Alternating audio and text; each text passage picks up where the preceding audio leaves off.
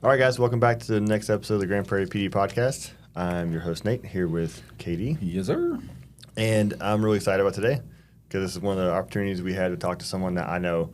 I know there's a lot to the story, but I don't know much of the story, so I'm really excited about this. And I also really have no idea what you do for us. So besides those emails. I get your emails all the time, but when I first got here, I was like, hey, I won't reply because if I don't reply, it can't hold me liable for policy. Yeah. Actually, you can. Oh, I know. Just don't get in trouble, man. I know. So, Fred, we appreciate you coming, bro. Hey, glad to be here, man. Glad to be asked and excited to be here. Yeah. Now, this is due to what you do in your personal time. This like speaking is not really new for you. It's not new. This is what we do. This is right up the alley. Right. Yeah. Well, why don't you let's jump on in and tell us a little bit about how you got started in life and how you went up on the road that you're on. All right, very good. Well, my name is Fred Bates, and I am originally from the great state of Louisiana, from the most culturally rich city in the world, city of New Orleans. You're from New Orleans. I am originally from New Orleans. Love that place. Yeah. So my journey started in a little area of the city called the Lower Ninth Ward. Mm-hmm. And Lower Ninth Ward was one of those places where it was very community-oriented until around 1980s when crack cocaine hit the inner cities or hit cities. And so that Lower Ninth Ward became one of the most notorious places in the city. Yeah. Uptown projects, stuff like that. And I think that I've always had a desire to help people. That's always been one of the biggest things I've always wanted to do. And man, I'm gonna tell you what, when I was a kid, I used to watch stories or shows like Adam 12. I know I'm dating myself. Now this didn't come on real. This didn't come on real time. This was reruns. So Adam 12, and then I moved over to Hill Street Blues.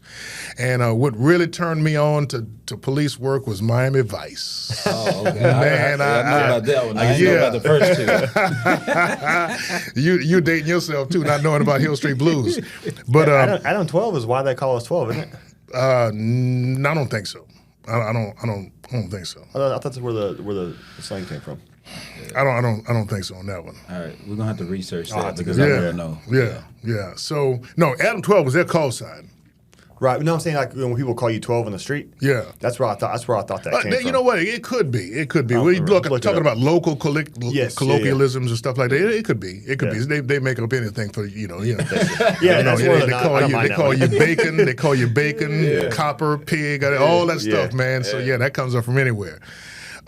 So years, I'm also ordained minister. The United Methodist Church is where I serve, and so those kind of things have always been my desire to help people. So I got into police work in 1980. I graduated from high school in 1986. I got into police work in 1997. And so, and this is after college, went to Oral Roberts University in Tulsa, Oklahoma, and lived in Charlotte, North Carolina for a little while, and then moved back to New Orleans. How did it all work out? That's a big jump around. That's a big jump around. Yeah. Okay, so I went to Tulsa, Oklahoma to Oral Roberts University following the call, pursuing ministry, pursuing theological education. So I have my bachelor's degree is in biblical literature, Old Testament. I have a MDiv, Master of Divinity, Southern Methodist University, and so that's the educational background. But when I was in Tulsa, Oklahoma, I met my first wife. Okay, and we got to know each other, started talking about getting married. She was originally from Charlotte, North Carolina. Okay. She was from a large church. There was an opportunity to get some mentoring there, so we decided to move to Charlotte, North Carolina. And back in that day, Charlotte was more of a retirement sleepy town. And this was in the early 90s. And all of a sudden, man, they started building buildings, and now Charlotte is a mecca. For finance, so they're just as big as Wall Street as when it comes to finance. Yeah. So anyway, got to Charlotte and did some radio there, did some ministry there. But what kind of radio did you do? I did Christian radio. Okay. Yeah, we didn't call ourselves disc jockeys. call ourselves announcers. We wasn't cool like disc jockeys. We'd get on there and say, the time is now 7:45 a.m. and Jesus is Lord of your life. So listen with your spirit and discover the difference on WOGR Radio. Professional. That's what you do, man. Just don't get up, you know. That's awesome. So we did that for a while and decided to move back to New Orleans. That's when I really started getting that urge to become a police officer. So we had a chief at that time that really was doing some new innovative work. New Orleans, unfortunately, has been known for notorious corruption. And so we had a real progressive, reform-minded police chief at the time, and I felt comfortable following that leadership. So I joined in 1997 and graduated from the academy. Joined in April. Started the academy in April of 1997. We finished the academy in 1997 in December. And you go back to those early days of police work. That's when it is the best. You know nothing. You have no biases, man. You just want to help people, right? And started off doing patrol in New Orleans East, which was the 7th district at the time. And it was larger than Grand Prairie. Actually, that particular police district was larger than Grand Prairie. Right. And we actually just went to work and got involved in stuff. And so finally, thankfully, just because of work and some previous relationships, I was asked to join the task force because I had a fresh face. I was able to do what was called narcotics buy bust.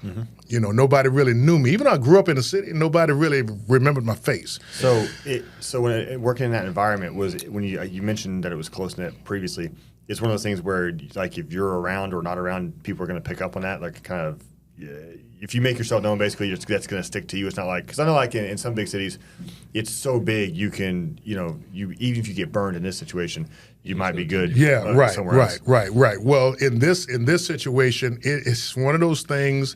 I don't know if I can give this away, but it's one of those things that if you are in uniform, you look totally different than when you're in plain clothes. That's true. No. And and so to some people, and I'll give you this perfect example. I'm riding a bicycle. I'm doing a buy bus operation. I'm riding a bicycle, and I walk up to this guy, ride up to this guy, and ask him, "Hey man, what you got? You gonna sell something?" This was back when marijuana was illegal for real. Right.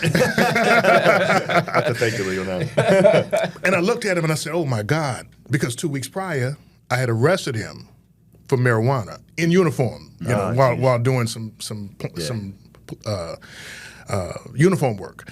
And this time I'm in plain clothes, and the guy, man, he looks at me. He says, "Okay, what you got?" I give him $20 or whatever. He sells me. I said, "Man, you really don't remember me, do you? I arrested you 2 weeks ago." And so off to jail we go. So I did that a little while, did some buy bus operations, and that was really interesting just to get to see what it was like to actually be on the plain clothes side. And again, I had such an interest in homicide investigations that was always my purpose, my desire. That's where, I'm going to be honest with you, I don't care what I ever do. That was really the meat and potatoes of my police career, my law enforcement career. That was where it really was. And we function a lot differently than the more current homicide deals. We would just, because you could really get on the street and just stay out there. And office was never if you stayed in office too long, you were not considered a great detective. Right. You had to be on the street. You had to be in the streets. Now, I want to get in that just a little bit. I don't want to gloss over go ahead. The narcotic stuff. Obviously, you're a young guy, young cop. I don't know how long you were on the street before you went to narcotics, but about a year and a half. Okay, wow. So what was that transition like? You're kind of, because by that time you're kind of learning the ropes, learning how to be a good street cop, picking up on certain things that can save your life, and then completely different role, doing the same thing undercover. Right. What was that like?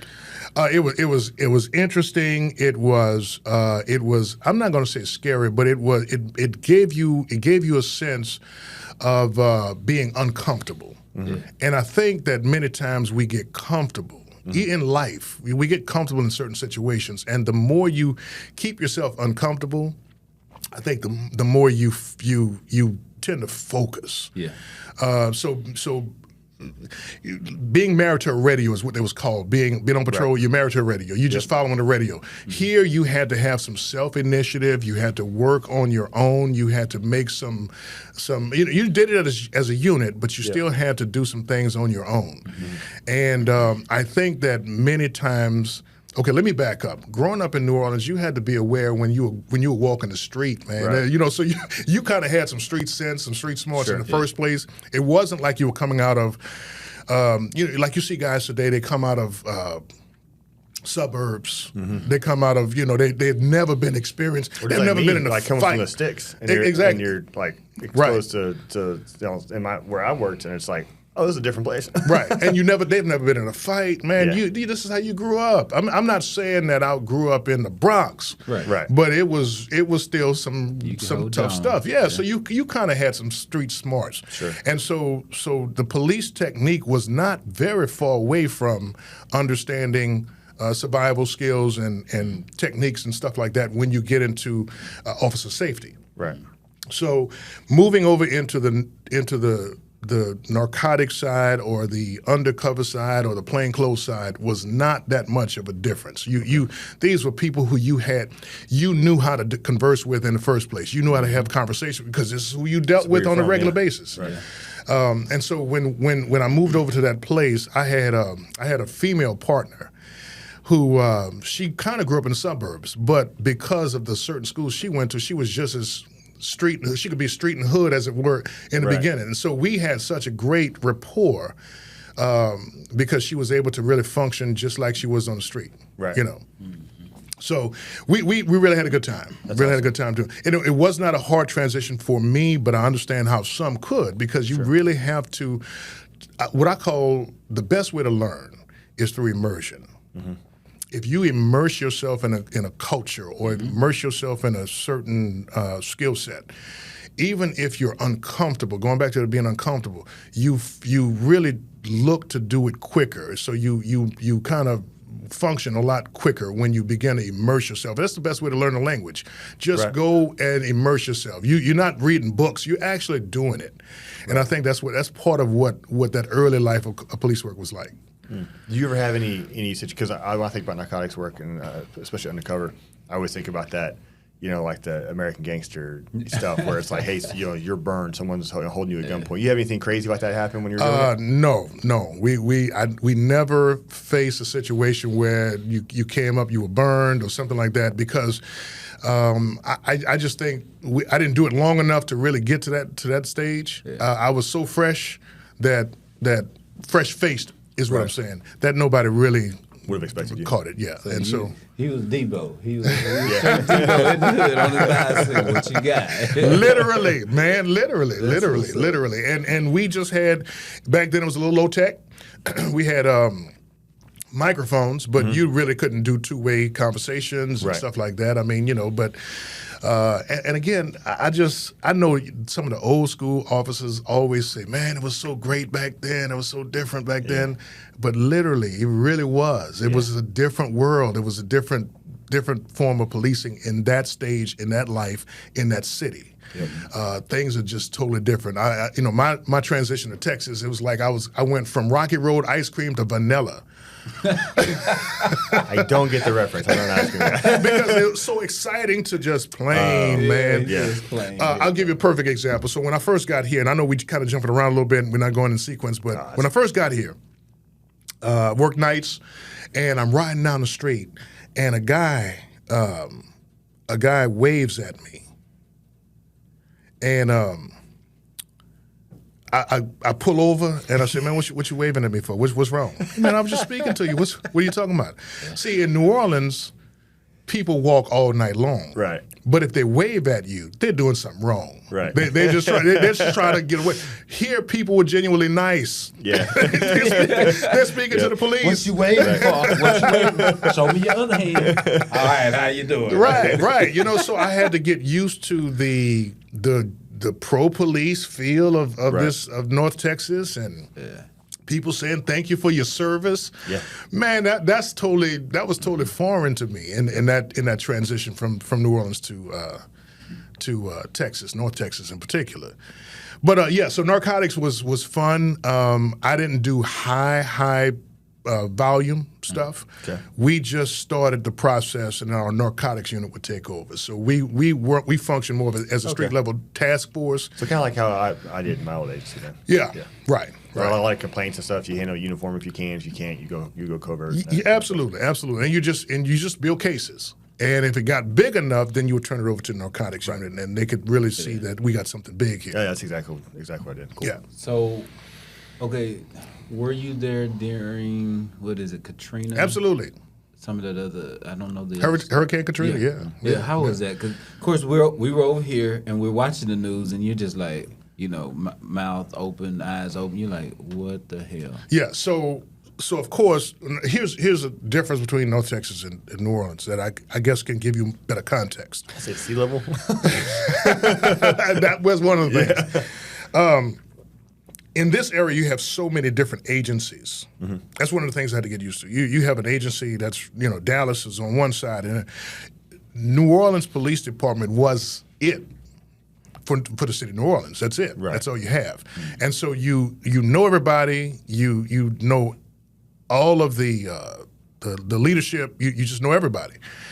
So Hurricane Katrina, and let me back up. Everybody lives in the city. Mm-hmm. So meaning nobody comes from outside to help you. So when there's no sheriff's department. There's a sheriff's department, but their function is primarily jail, detention. Oh, okay. Yeah. Civil sheriff, and his function is primarily civil services. Right. So law enforcement, strictly law enforcement, is the New Orleans Police Department. So imagine the entire police department being decapitated when it comes to any kind of service. Anything from assisting citizens to assisting officers. All of that is gone. What I looked at it, let me try to paint a picture. There are many interstates. There's one big interstate. It's called Interstate 10, but it has many overpasses because everything is elevated in the city. We're riding on that elevated overpass, and I look out, and all I can see are tips of rooftops. That's where the water was. That's crazy. So that's the look that I got out, and I just said to myself, my life will never ever be the same. Mm-hmm. Yeah, sure. Because this is not me coming into a locale and doing police work and then going back home. Right. This is my home, right, as well as my job. So everything is totally different in this. And so we have experienced many hurricanes, and so we were sort of under the impression that it was going to be a normal, regular hurricane. I hate to say that, but regular hurricane, and man, I have so many stories. We could probably really talk for 3 or 4 hours on this, but I'm riding. It's a Sunday in August 28th, Sunday, and I'm riding down the street. We're doing some proactive patrol, just getting ready for the hurricane and getting people, to go inside, stop all this playing around. I see 3 or 4 ladies walking down the street, each carrying a bottle of wine. Hey, my neighborhood, my neighbor is doing a hurricane party. We getting ready to go and then that's what the mindset was like. It was a party, another opportunity to party. If anybody knows the city of New Orleans, it's always a party. Yeah. We're always looking for an opportunity to have a party. You party when you're born. Mm-hmm. You party when you're divorced. You party when you're married. You party when you die. You party, man. It's all a party.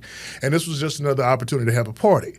None of us realized the implications that were about to take place when this thing really hit. And it really was not the hurricane itself. It was the breaking of the levees that caused the problem. Oh, okay. So we were not that night. We were held up in a hospital, and the winds were blowing, and we just felt, hey man, this is normal hurricane. The next morning, about 8 o'clock, we started getting all clear. Everything is clear. The winds have stopped, the rain has stopped, and everything was really cool. Really? And and so we were on the 3rd floor of this hospital on a street called St. Claude, near the Lower 9th Ward, and we looked out, and somebody noticed, why is that water rushing so fast in the ditches. It's going kind of fast.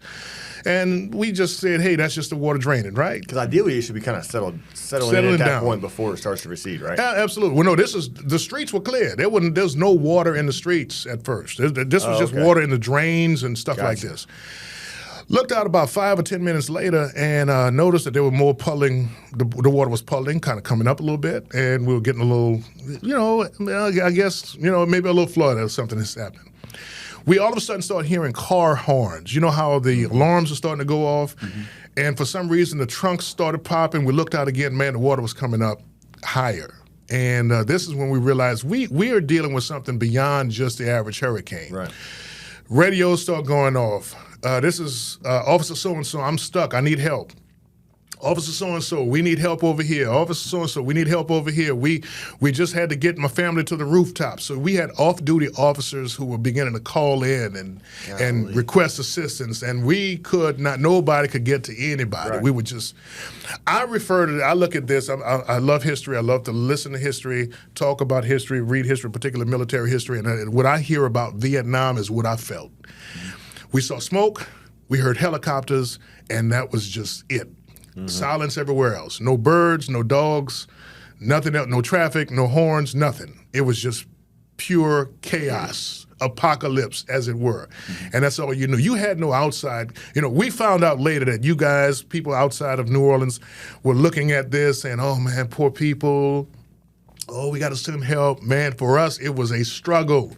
Right. It was, life and death. We lost a lot of people. Yeah. 2 or 3 officers died in this process. And, it was a tough time. Now, a normal response in that situation, and we haven't even gotten into we keep jumping around, but like a normal response in that situation, a city gets flooded. Now, I imagine a place like New Orleans, there is some type of preparedness in the sense that a department like yours is going to say, hey, we might need boats. So I assume you own boats.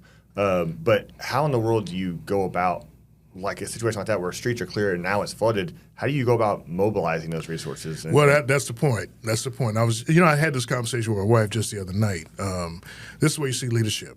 Mm-hmm. We had some leaders who... Or the lack of. No, that's the point I'm about to make. Oh, okay.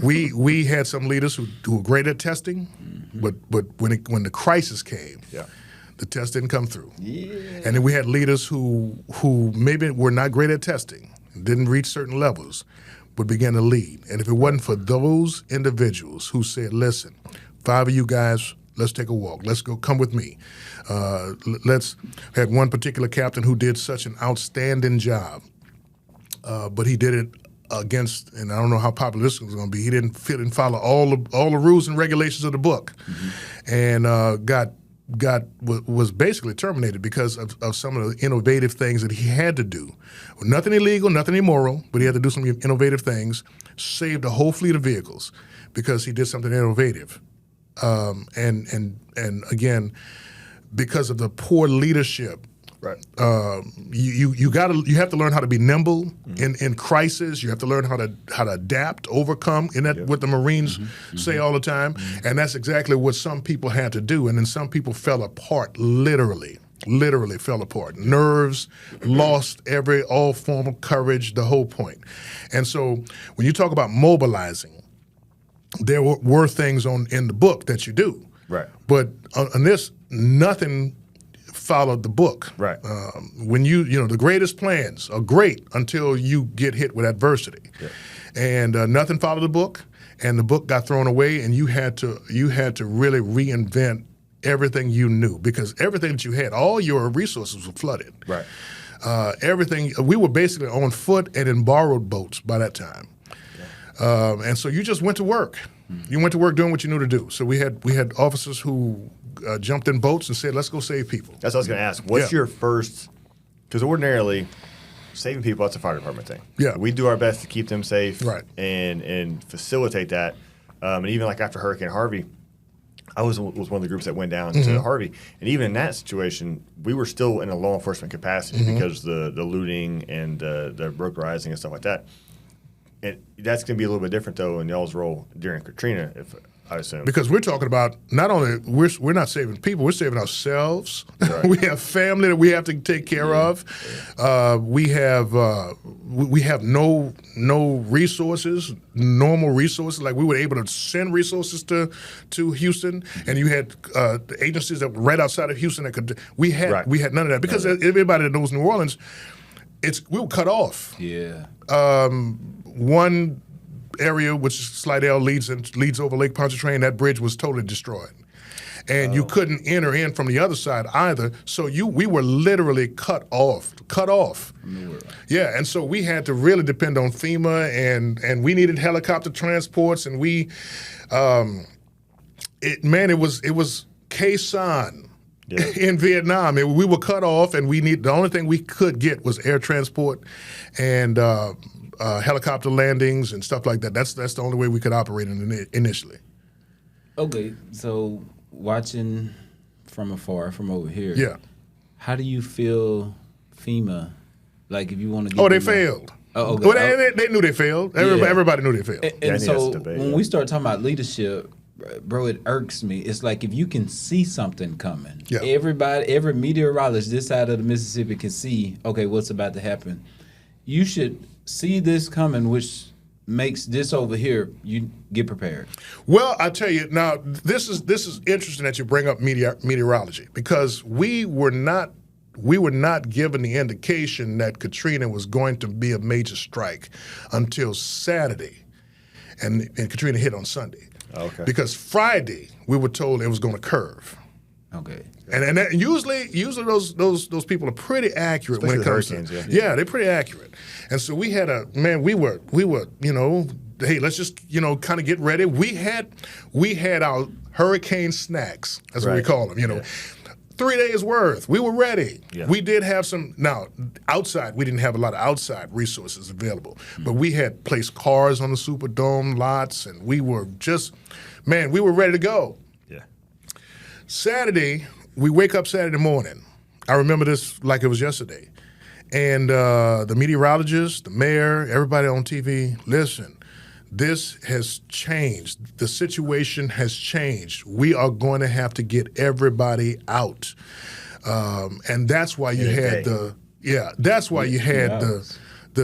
issue that what could have been like most people that came to Dallas or came to Houston would have been a 5 hour to Houston, 8 hour to Dallas, took them 16 and 17 hours because you were trying to egress a whole city in one day. Yeah. And then you had the shelter of last resort, which was the Superdome. Yeah. Became a major chaotic mess. I remember this. One of my neighbors and his wife were having literally having an argument in the street. He wanted her to leave. She didn't want to leave. I've been here all my life. I don't leave the city for hurricanes. Sweetheart, we really need to leave for this one. Yeah. And we lived about a block from Lake Pontchartrain. Oh, jeez. Yeah, I did. I lived a block from Lake Pontchartrain, and Lake Pontchartrain actually overtopped the levees. I had about 5 feet of water in my house. And if she would have stayed, she would have made it. Right. But we had a lot of people that wanted to stay because they had been through this before, and so they didn't realize the level of trial that they would have to go through. Well, that's one of the. Sorry. No, go ahead. I was gonna say that's one of the negative side effects in the meteorology profession is because they want people to take precautions, but then if too many times they're saying, hey, this is going to be bad, pay attention, and then stuff, because it doesn't always wind up being twists where you get hit. It's not what's the adage, the boy that cried wolf? Exactly. That's exactly what it is. Yeah. But there is no law against somebody. Is there a mandate where you have to leave your house? You can call for a mandatory evacuation, but that does not necessarily require a person to leave. Yeah, I'm trying to see how the problem. Constitutional. Yeah, the problem with that is, and what I tell people all the time is this: if you want to risk your life, that's fine. Now, nobody has any legal right to force you to do anything. Right. Yeah, but then you force the. But then you're forcing others to have to come out and rescue you, putting other people's lives at risk. Right. That's the issue. Did you see, like, of course, I saw some of the pictures. I mean, it was people, deceased people, animals. Yeah. Hell, I think they showed alligators. And I was like, what? Alligators were coming. You know what alligators were saying? Finally, we get to take our city back. Yeah, no kidding. That's what literally, because New Orleans, man, New Orleans was a marsh land, and that was a natural habitat of alligators, snakes, and everything else. Yeah. And so what you have is finally alligators are saying, okay, finally we get our city back, we get our land back, because ultimately they were coming back, taking over. We rode out New Orleans East, trying to find a way to get back around into the eastern area, because there was some roads that were somewhat passable. Yeah. And we tried to get out there, and you would ride out. It was a street called Shepherd Highway, and it's really a highway, a road that goes way, just goes out. And we got as far as we can get, and along the way, the whole way, you saw moccasins, water moccasins, you saw alligators, turtles, just out sunning themselves, because just having a blast. Yeah, this is finally we get our territory back. Yeah. Yeah. So the lake that you're saying topped over the levees, Lake Pontchartrain. Right. I'm assuming that's a pretty big. It's only, think about this. It's only 12 feet deep. That's why it can not be navigated by large ships. Yeah. But it is it's about 20 miles wide. So it is a large body of water, and it was where the most of the problems came from, because you had 2 or 3 levee breaks, and that lake feeds those areas. Gotcha. Now, one of the things, let me say this, one of the things that New Orleans did dodge a bullet, and that's the Mississippi. If the Mississippi breaks through, which you just can't plug those holes. That would be something that you just can't plug. But there is a doomsday scenario that if a hurricane comes up the right way, with the eye wall on the west side of the Mississippi, meaning the water is being pushed upriver, then you would have almost a doomsday situation. Yeah, and for anybody who hasn't seen the Mississippi, I remember the first time I went to New Orleans, probably 10 or so years ago. It blew my mind. Yeah, I mean it's the Mississippi River, but it's not a river. No, I mean that's an ocean, man. And people call it the mighty. It's called mighty Mississippi. It is a monster. It's a monstrous because it goes all the way from Illinois all the way down. Right. And of course, we're surrounded. We're actually 3 feet below sea level. Right. At least when I say we, New Orleans. 3 feet below sea level. So you have the Mississippi River, you have the large body of water, Lake Pontchartrain, and then you have the Gulf of Mexico, which feeds. There was an area we call it the Mississippi River Gulf Outlet. They call it Mr. Go. It was really a large water deposit that was placed there by the Corps of Engineers to help dredge water in that area, and it became a nemesis because it was allowed to. It just pushed water into Lake Pontchartrain, and it just create everything that could have went wrong naturally. Right. Went wrong, and a lot of the man-made resources that we trusted, right, that was supposed to keep us safe, failed, and so that's what you had. Okay, let's go back. So if something with the Mississippi River breaks, we're talking about washing away an entire city. It could. So the Mississippi is levied at certain places. When I mean levied, they've built walls, levee walls. Yeah. So there's some places that the Corps of Engineers has developed very ingenious way to control. Like when the river rises, it could become a mess, a problem. But what they've done is they've created a spillway that allows water from the Mississippi to enter into Lake Pontchartrain, which creates a place to pull off some of the water, right? Right. So every year around spring, usually around spring when a lot of northern states the snow is melting, that's when you really have that issue. So so that's usually it could be problematic. I mean, if you have a good hard rain for 3 hours, the streets are going to flood. Yeah. So I absolutely love going to New Orleans. And whenever my wife and I, we have a bunch of kids, so we don't get a whole bunch of free time. 17. But the first time we got to leave before my last one got here. We had like 36 hours, and we're like, hey, we're gonna catch a flight. We're gonna go to New Orleans because we'd taken the kids before and loved it. And it's like it's this perfect mix of it's a coastal town, so it kind of has that coastal feel to it. But like I also love history, and like being able to go in like the Spanish Mission and look at something that literally wasn't a part of our country. It's just awesome to me. And so we would go, and we went to this one restaurant, and I believe it was in the French Quarter. And it started raining, and like you go in the restaurants, you got a couple of steps up or whatever. The place started filling up with water. Yeah, like the restaurant where we're sitting is filling up with water, and I'm like, of course, I know about Katrina. I'm like, oh my god, it's like a sneaky hurricane or something. And got nervous. I'm like, no one cares at all. Right. They're just like putting their shoes up on stuff, and the waiter is like, oh yeah, just have a drink, kick back, relax, give her an hour, it'll go away. Yeah. Like, okay, and sure enough, it just went away. Yeah, sewage and water boards are really public works, Right. and the biggest problem that they have is keeping pumps working. Okay. Because pumps are the main thing that will keep the water. You pump the water out. Right. You can't just drain it. It's got to be pumped out. Yeah. And if one of those pumps go down, people's houses will probably get flooded. That's what happened in that situation. More times than not, if your car is parked on streets, the way the city is set up, you do more street parking than not.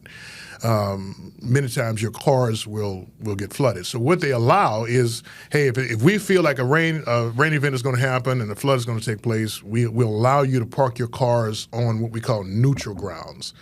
And we don't call them that here, right? But these are places in the middle of the avenue, the boulevard or whatever that has just grassy. It's like grassy areas that's elevated, and you can park your car up there. So that's what cool. you do to keep your cars from flooding. That's wild. Yeah. So I'm telling you, it's a different way of life. It's just a different way of life. It's the one city I've been to that like it doesn't seem like you just went a few hours away. Like it feels like you were in a whole new, I won't say country necessarily, but it almost is. It's like it's such a unique culture. Absolutely. Very few cities that feel that way for me. I feel like that sometimes when I go to New York. Sure. And San Francisco can give you a feel. Really? Similar. Yeah, similar to that for me. I've never been to New Orleans. Oh man, You got to go. I absolutely love it. How long is the drive from here? 8 hours. Yeah. Okay, I'll pass. You can't do that. I watch it on TV. You watch it on TV. Man, jump on a flight. It's an hour and 15, 20 minutes. Yeah, it wasn't bad. It wasn't bad. Okay, so let me ask you this: how in the world did you end up at GP, police department? Yeah. So Hang on, I don't want to skip past. We haven't even talked about the fact he's homicide. Oh, okay. No. He was New Orleans homicide. Sorry to cut you off. Oh no. Yeah. Look. Oh, we got a bunch of questions. Yeah. Let's talk about Okay. that. Homicide. Got into homicide. It was unique. I had a few. Number one, I had a few very good mentors. One brother who was my mentor, deceased now, but actually I had two mentors. One taught me street life, and one taught me investigations, interviews.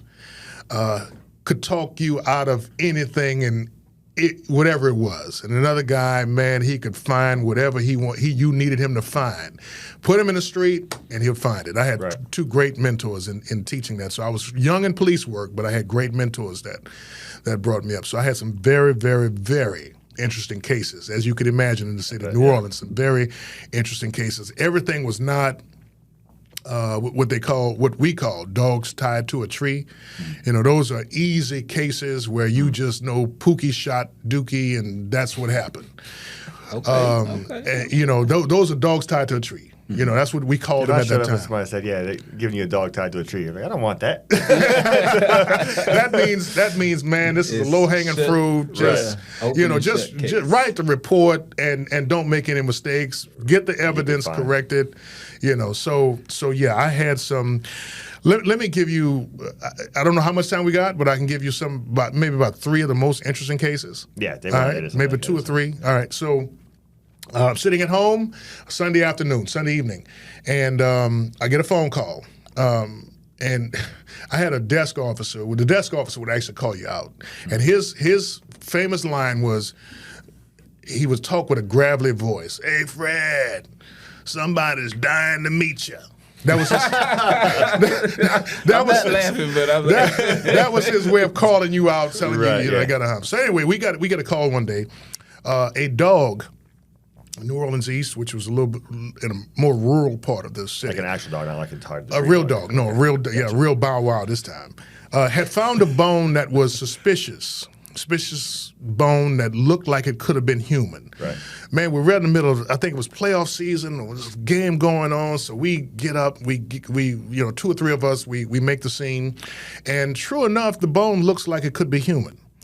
It's a regular dog. The guy said, man, my dog just went out and came back with this. I said, I needed to call the police because this really looks suspicious. We call out had the coroner's office. We call out the coroner's office. They come collect the bone. We do a couple of reports and do some pictures of the area, and we head back home. A week later, call comes back in. Same dog has found another suspicious bone. So what this dog used to do? The great detectives that we realize this dog knows where a body is. Right. So we call out our cadaver dogs, and we do a search of the area. This is, again, rural part of New Orleans East, which is marshy, what have you. It took us about 2 or 3 hours. We find a plastic bag, a dark garbage bag. In that garbage bag is a head and 2 hands. The dog continues to search, and the next finds another bag about half a mile away. In that bag, there's a torso.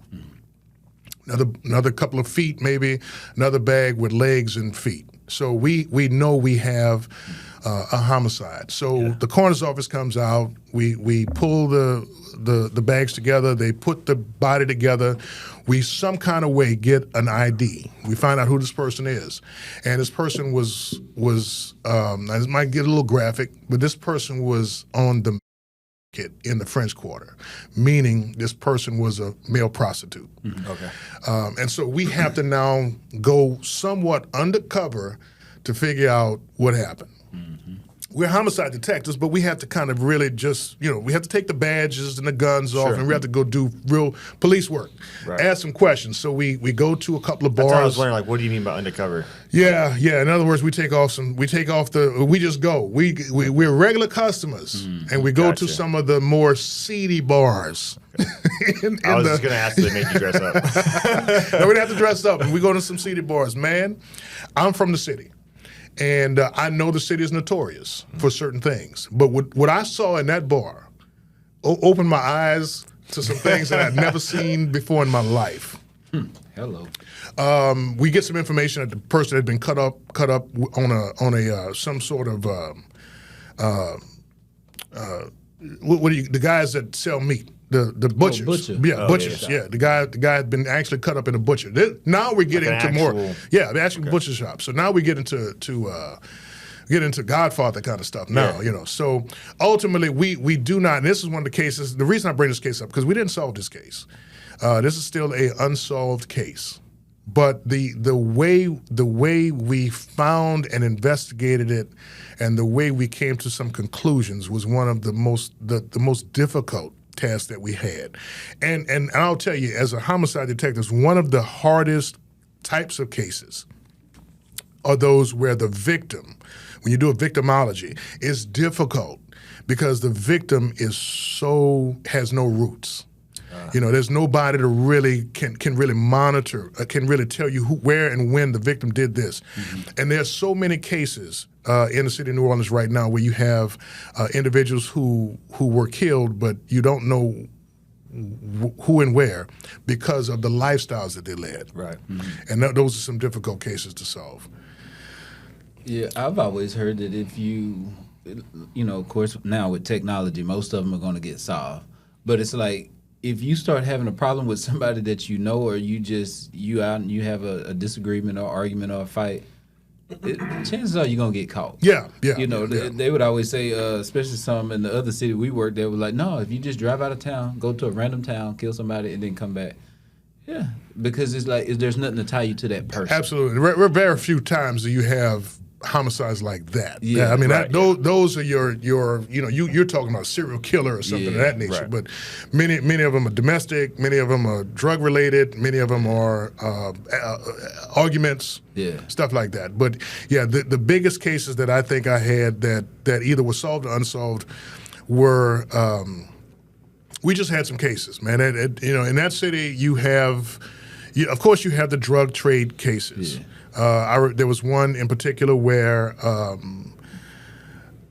man, to this day, I still don't get it. But this guy, he believed that, he trusted the guys that he was doing these drug deals with enough to bring his children, his kid, and his girlfriend to the drug deal.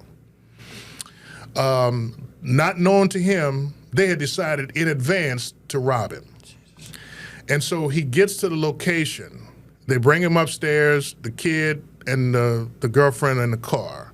And the idea was to rob him, but he put up a little resistance. Yeah, not good.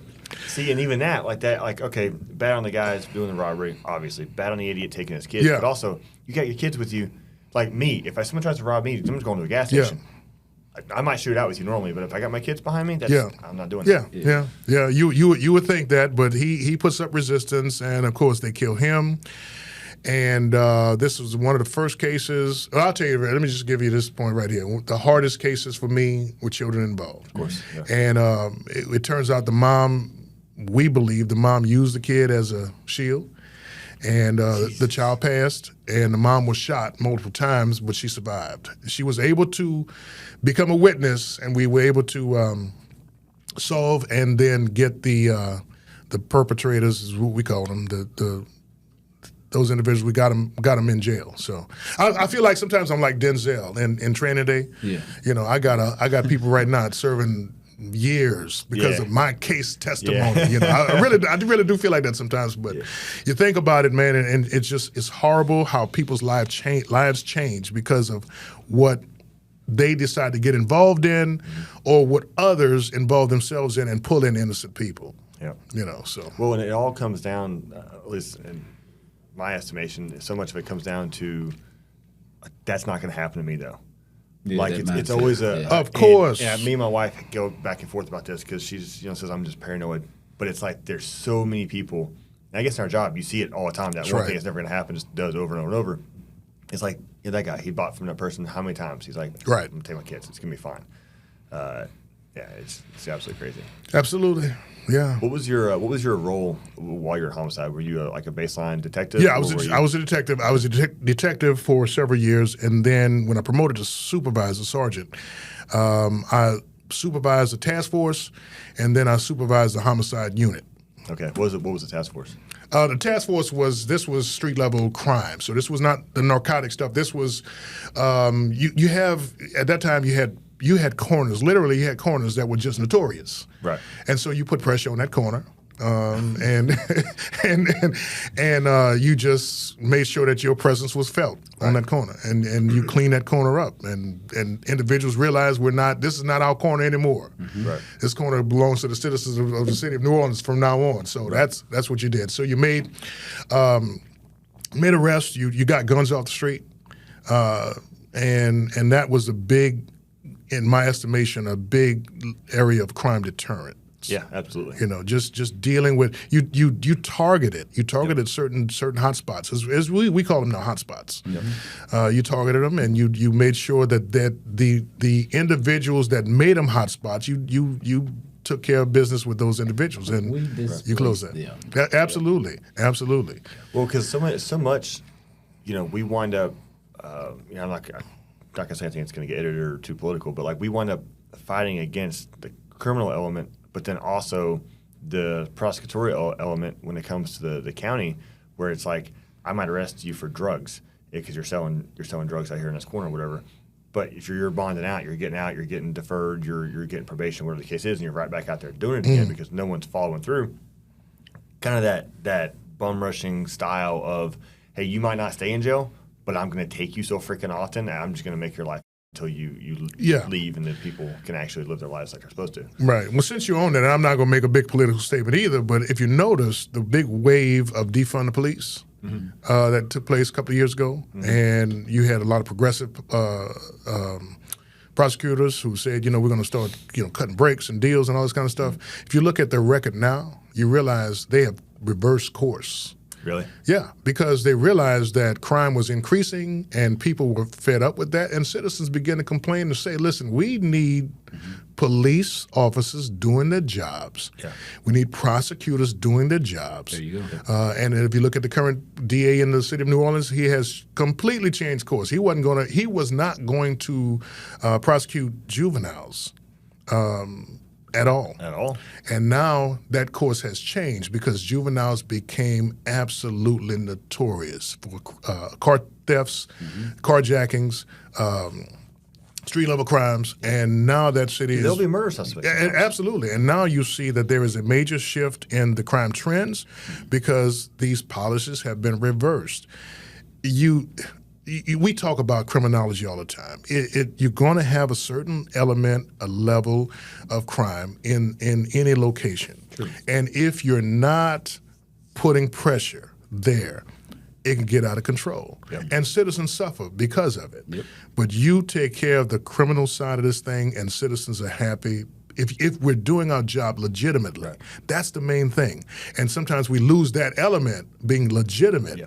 But once we become legitimate, or once we maintain that legitimacy, and we see that here. That's one of the things I love about Grand Prairie is that the citizens here trust the police, the majority support. The government, our elected officials support. Yeah. You don't have that in every agency in every city. And it's unfortunate because we have to become partners. You have to become partners. If you're not partners together in this process, it's not going to be well for you or your city. Yeah, no, I completely agree. Yeah. I think it was such a weird reaction to there were some instances where some were controversial but justified, some were controversial, clearly not justified. But regardless, the reaction being something like, okay, let's not prosecute juveniles. Okay, if that's response to what, George Floyd? What do those two things have to do with it? Yeah, at exactly. All? Of course, you're going to get results that are wildly skewed and not directly related to the issue at hand. But if we could take politics, really take politics out of this thing and really look at it from a moral justice standpoint, I think we'll be a whole lot better off. But when we try to choose sides and begin to get political and set up camps, then it becomes we officers, police officers, we get caught in the middle of this. Oh, absolutely. That's true. Right. Yeah. This guy has a sign up saying the police support me. This guy has a sign up saying the police. It's like, I do? Right. I don't know who y'all are. Right.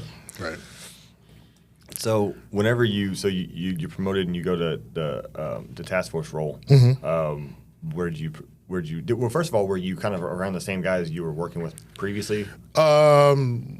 No. So when you promote in that city, when you promote, you move. You have to change districts. So you get a whole new set of folks that you're working with, and so I started off again supervising a great group of people who were just interested in just doing better for their city. So we worked together for a good year and a half, and then after that, I, as a sergeant, moved over to running my own homicide unit. In the 5th District, which was my where I grew up. Part of the 5th District contains the lower 9th Ward. Many people who are from New Orleans remember the Desire Project area. To some of you, that might not be anything, but to us, that was like, what's that area that it's real quiet now? It used to be big, notorious in this city, Grand Prairie. It used to be Dalworth? Dalworth, yeah. It was Dalworth when Dalworth was Dalworth. Yeah. Worse than that, because I went to Dalworth, man. I said, this is nice. Yeah. this is nice. This is nice compared to Yeah. But so in that city, in that part of the New Orleans, it was a difficult place to work. So the FBI usually says that a homicide detective should have about 5 homicides a year. That should be all. That's what the FBI says. 1 detective for 5 cases because you have so much to do. My first year, I had 12. Yeah, I was gonna Just say. you. Just me as a lead detective, just me, and then just lead. so it was just 4 of us in one district, and the other 3 had 12 each too. So that was the homicide rate in just that one district. So it was similar to that in the 5th district, where one of my good friends who's passed away now, this brother, he was a great detective. He would say, "Man," I say, "How you doing, sir?" He said, "Bates, I'm just taking names and keeping score." That's just the way it was, because you go from one case to the next case to the next case, and it became an overwhelming situation to where all you were doing was on scene, typing, or in court.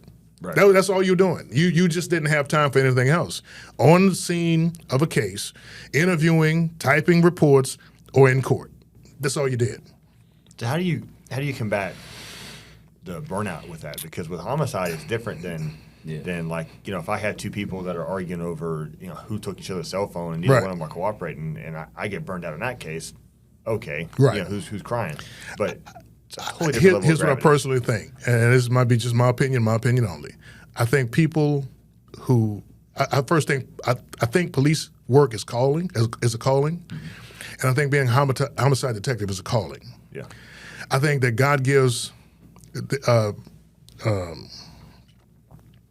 was a New York detective who Herman. That's not his name. I can't think of his name right now, but he taught homicide 101 to cities, and he said this one statement. He says, "As a homicide detective, we work for God."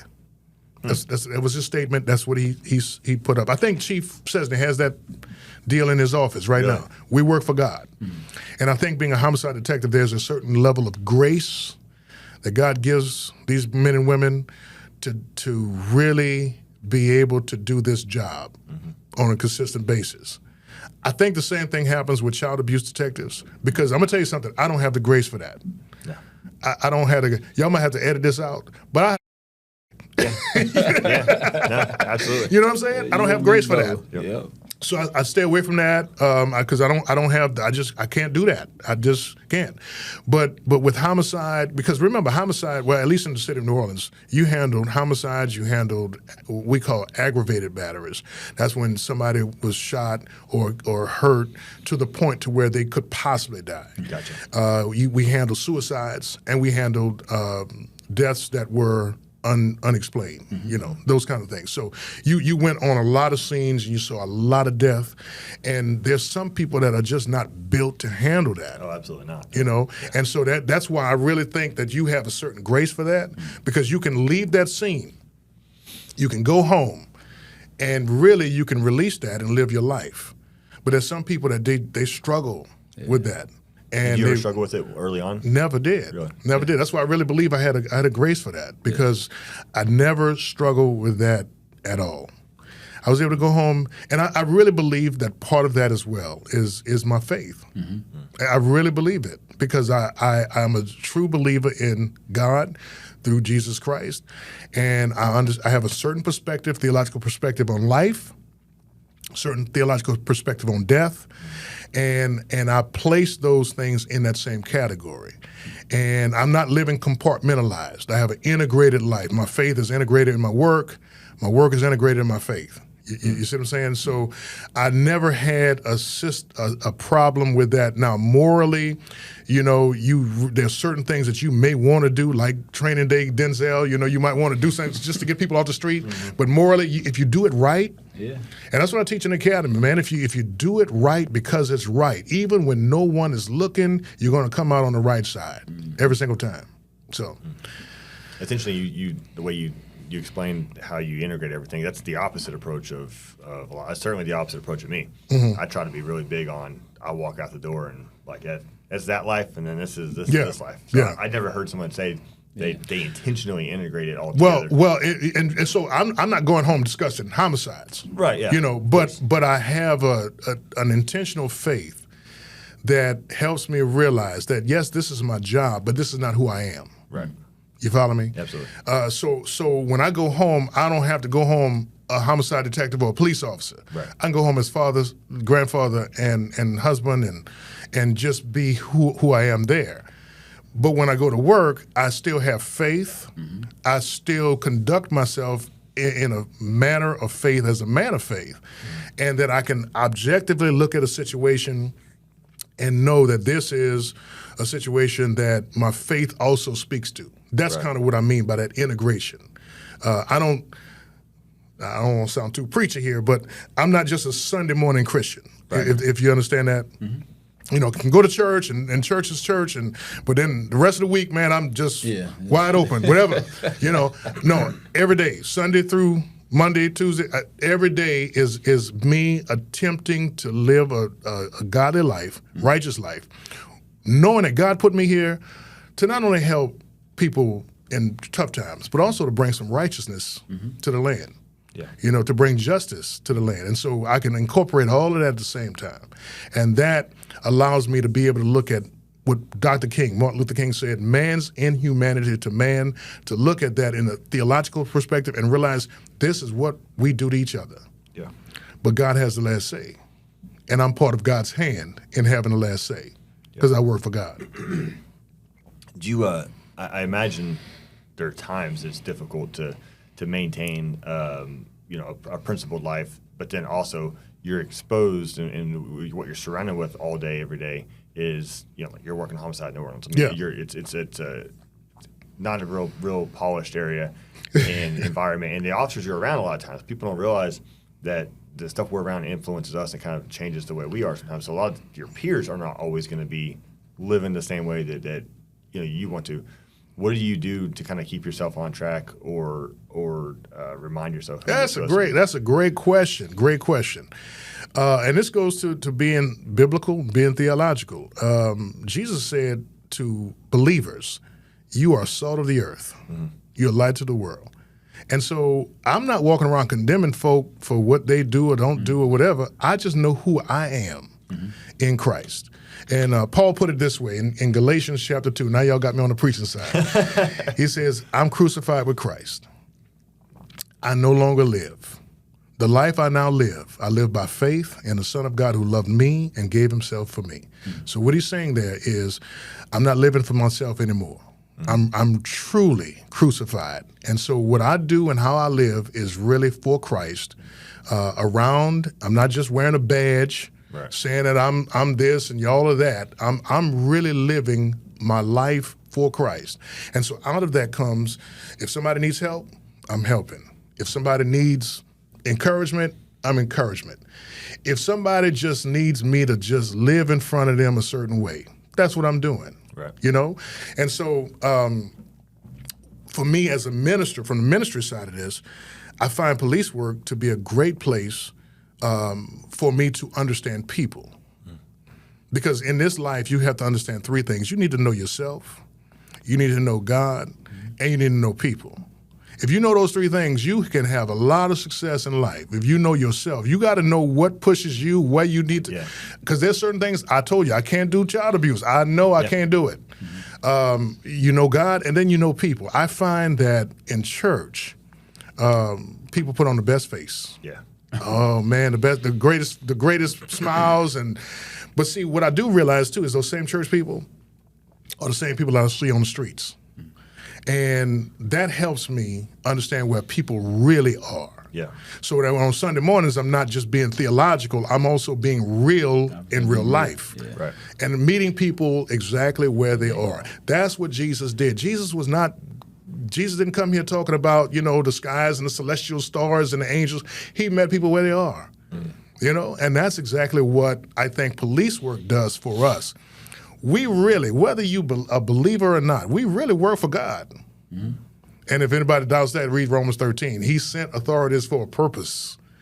Now, do we do it justly? That's up to us individually. Right. Yeah. You follow me? Yeah, but that's our position, and that's what we do. And so for me and my colleagues, we're doing God's work. We just have to make sure we do it the right way. Do it the right way? Yeah, absolutely. Yeah, no Sunday saints. That's exactly what it is. Yeah. Now we've been going for a while, and I know you're gonna shoot me if I don't move along. But don't shoot. I interrupted him earlier. So, I mean, like you said, we could probably talk for 3 more hours about some of that. I would love to, but some of the how in the world do we go from New Orleans and you promote sergeant, then you're lieutenant. Yeah. And then you wind up in Grand Prairie, Texas. So I'm glad you. Yeah, I know we were about to get there. So we're in the middle of Katrina, and by this time the National Guard had been. Other states had started sending National Guard. Right. So I remember this National Guard air crew from I think it was Vermont or Maine flew for us every night. So I rode helicopters every night, just doing overwatch for the city, checking out. What was your role at that point? I was a lieutenant, and I was overseeing the looting operation. Oh, gotcha. So we were looking. If you saw, because the city was blacked out, there was still no electricity. So if you saw some headlights somewhere, you say, okay, now what is that car doing in this on this dark street? When there was still curfew and all this kind of stuff. So I was doing that for a while, and I met this National Guard person from Texas who was a police officer in Mesquite. Okay. And he said, man, you really need to investigate North Texas police work. Because I was telling them, quality of life in New Orleans prior to Katrina was a little rough. Yeah. And then, it's going to be a mess afterwards. I'm not trying to jump ship. I'm going to work here as long as I can to help the city recover. But I realize this is not my long term. Right. My wife and I made the decision, this is not our long term life. So we were going to be relocating at some point. So this guy put the bug in my ear. From Mesquite. I couldn't tell you his name, couldn't tell you if he's still on the job or not. In Mesquite Police Department. He said, man, you really should give North Texas a try. I'm Mesquite Police Department. I said, okay, well, check this out. We're going to try it out. My wife has some family here. So she had already investigated the area, so we decided, you know what, we're going to leave the city, we're going to leave New Orleans, we're going to leave the NOPD, we're going to come up here, and we're going to just do something different. We've been in police work all our life. By the way, did I tell you my wife was a police officer too? No. She was I'm sorry, she was a police officer, and she worked the French Quarter, so she was downtown French Quarter, so we were both leaving. And what was her role whenever y'all left? She was a police officer. Okay. Yeah, police officer. She was an officer. She worked in the at that time she was what we call across the river, 4th District. She was a police officer in that area. Okay. Patrol. She also did FTO training and stuff like that. Gotcha. So we decided we're going to leave. We're going to just escape the life. We're going to come out of New Orleans, man. We're going to just come to North Texas and just do something different. Yeah. And like the Godfather 3, every time we try to get out, they pull us back in. Yeah. So we got up here. We looked around.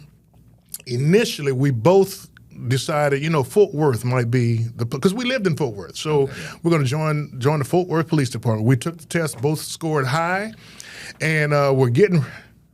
I'm not going to say what happened, but we were going to go to Fort Worth, and just didn't quite, like the whole culture thing at the time. Yeah. And somebody suggested Grand Prairie. They said, give Grand Prairie a shot. By the time I was doing some stuff with Tarrant County, and I decided, let me go over and check Tarrant County out. Grand Prairie out. So came over, scored real high on the test, and thank God I was in shape, so I was able to run the mile and a half and all that kind of stuff, and jumped on and I think I was like one of the top 2 on the list. So I now I didn't come in and say, hey, I'm a lieutenant and all this kind of, I just. Let me just give it a shot. It's not going to make a difference anyway. Right. And we didn't have the lateral program at the time, so, I'm just coming in. You're really just... Coming in. But like I told you before, I was actually in training, making more money here in training than I was as a lieutenant there. Oh, as a lieutenant? As a lieutenant. I thought you meant like No, man, as a lieutenant. As a lieutenant, making more money here, because you could come here with your underwear. Everything else is given to you. Mm-hmm. There, you had to buy everything except your gun. In New Orleans? Yeah. Everything except your gun. Yeah. You had to buy everything. What's wrong with your uniform? I got one. I'm watching it next week. So I used to say this to a lot of people, and I still say it. Man, you just don't realize what this city provides you. Oh yeah. We get spoiled. We get comfortable. Go somewhere else and you realize you literally work for one of the best agencies in this world. And I'm not saying that because we're here. Yeah. You really work for one of the best. If you said it wasn't, they would just edit it out. This is one of the best agencies in this country. Absolutely. Yeah. So I get started. Now this is Chief Hill was the chief at the time. Right. And he said, "Hey man, why don't you you have all the experience, but it would be good for you to go through the academy because you would get to know some of your future coworkers." I said, "No, sir. I'm ready to just get started." So I didn't go through the academy coming here. I just got in and we got started, and man, it's been a whirlwind since. Now, unfortunately, I didn't get a chance to go back to homicide here. Okay. Again, homicide was at that time for me was like that was the. Let me back up. Patrol was really, really, really, really fun, but homicide was really where I excelled. That's where my grace was, in a sense.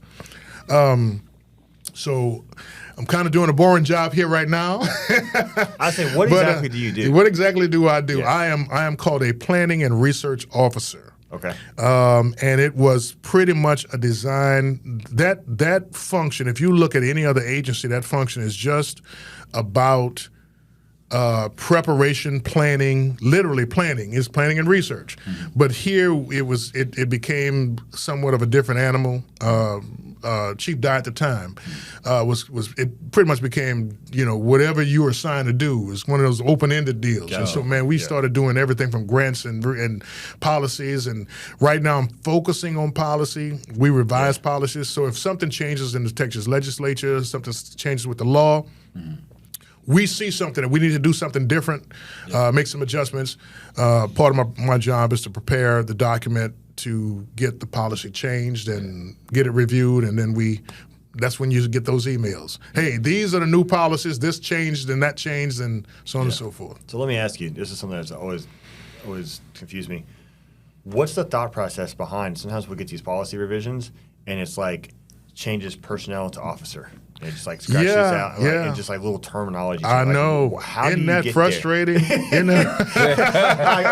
like how do you? Tenfold. All right, so it's as simple as this. If you change, either one of you ever been in the military? Yeah. Okay, military structure is similar.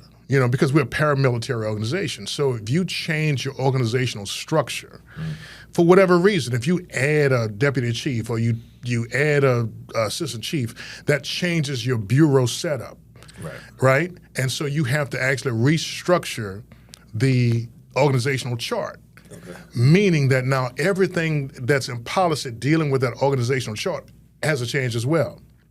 So a unit changes from a division changes from a bureau changes to a division changes to a unit, whatever happens, and it has to match up for it to be consistent throughout the entire document, the policy. Right. We're judged by what we call, it used to be a CALEA, accrediting agency. Now it's the Texas Chiefs of Police accrediting agency, and they actually come in and do an audit. And part of their audit work is to look at our policies and to make sure that our policies are lining up with the best practices and accreditation. And so you have to have your verbiage right. Believe it or not, people, lawyers, if somebody violates or they suspected of violating policy, they will go to the policy and ask, why did this happen here? Why is this stated here? Is this consistent with this? So you have to be consistent all the way through every time, because you're judged on that through outside accrediting agencies as well as outside legal challenges. Now, how does that work as far as proactivity on your part? Are you just you just say, "Hey, I'm going to read one chapter a week"? And then well, we do it as a team. We've been doing this for about 4 years now. There's a chief. There is a policy review committee, and it is done primarily with the deputy chiefs, assistant chiefs, and then let's just say you guys, right? Let's say y'all see something in policy or you experience something, and you say, "Hey, Sarge, why is this like this?" Your sergeants will say, I don't know. This makes no sense. This is dumb. You know how y'all talk about it. Yeah. This is dumb. Why even do this? We use some other words too. Today. You heard me talking. Yeah, this is some, so if the sergeant is a proactive sergeant, he'll bring it to the lieutenant. Right. She'll bring it to the lieutenant. The lieutenant will do the same thing. Hey, I think this may need to be adjusted. And I know that may take some time. But it gets up, and we look at it and say, "Man, this does not make sense," because we just said in policy 101 that you need to do this. Policy 102, you say you do that. That's the exact opposite. So that you look at that, and sometimes that happens. Many times that happens, and you need to make the changes in that to make sure it's consistent across the board. Right. So we have a committee now that we look at certain things. Every 2 years, the Texas legislature meets, and you have to make some changes about what you do. I mean, we had some stuff in policy regarding open carry and concealed carry, right? Mm-hmm. So what happened to concealed carry? Right. It's gone. So why are we talking about concealed carry in our policies? Right. Have to go in and scratch that out. That needs to be changed. We have to keep the policy up to date when it comes to the current law in Texas, the state of Texas. Makes sense. Yeah. Well, any of y'all want the job? Nobody hardly wants a job. Yeah, no, I don't think I'd be a good fit. I imagine if you ever took the sergeant's test, though, you would just kill it. Yeah. But I'm gonna tell you what. Now this is funny. Because I did take it and scored pretty high on it. The problem was I didn't have the time at the time. Right.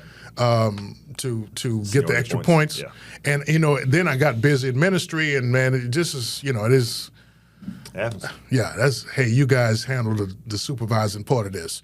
But the first part of that question, you said I should be able to ace it because I know it. Believe it or not, it's really hard because I'm doing two things.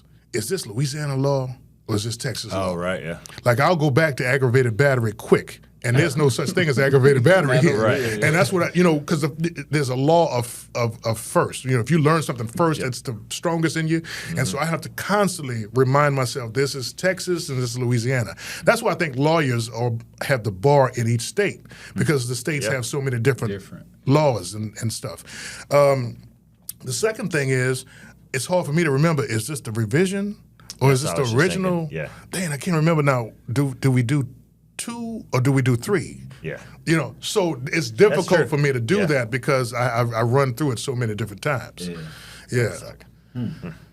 So are you a full-time, like you have your own church now? Yes, I am. Yes, I do. Full-time pastor. Where is that, man? Put it out here. We got millions of listeners. Hey, if we don't, by the time I finish, we will. Yeah, right. Grace Methodist Metroplex. We are a congregation that we are located on the campus of Texas Wesleyan University. Yeah. A large church that is on the corner of Collard and Rosedale Street in the city of Fort Worth. Mm-hmm. And so, we are online. We of course, everybody's online these days, Facebook and Instagram and all those different places. Grace Methodist Metroplex. Yeah. Awesome. Yeah. That's dope. Okay, so then, I want to talk about how is you still going over to talk to the kiddos? Yeah, man. Yeah. And I don't know if you know this, but they decided, I think the GPPD decided they're going to collapse the co-ed. Yeah, I think that's, well, I think it might be political, but I think it's unfortunate. Yeah. Because I'm telling you, there's some strong learning processes when you're not dealing with certain areas of social function. Right. You're not trying to be the man for the ladies. Well, I keep working at these two different schools. One's men's, one's women's. Yeah. So they're doing away with that. But we have been, and KD has been doing a great job. Actually, he's one of our favorite speakers. On every, I think it's the 4th Friday of the month, we go over as a police department. One individual will go over and speak to the Young Men's Leadership Academy, their Fellowship of Christian Athletes. And it's about 50 guys, 50 young men, junior high level, age level, and we encourage them from a faith-based perspective on life and on leadership. And they'll ask us questions, but we get a chance to really encourage them in some aspect of life. Mm-hmm. And that has been good for us. Coach Coggins leads us, calls us over there, and so we get a chance to go over and chat with him. We had several officers go over, and KD just happens. I don't know what he does, but I don't know if he's giving them money or what. But we always get big accolades when he comes, and awesome. He did a great job, So I'm not supposed to do this, but I'll kind of call him a little bit more because he gets the big accolades. Hey, good reviews. Good reviews. I like going over there. Those are good kids. That's awesome. Yeah. Well, I think we're we'll wrap it up. We've gone slightly past what we're supposed to. Yeah, man. Hey, y'all call me back. We can get into some more of these specifics if you want to. I was gonna say, man, I would love to hear some of those stories. We'll have a part 2. Yeah, yeah, awesome. yeah. We will. There's a lot. I look back over my career now. It's been 20.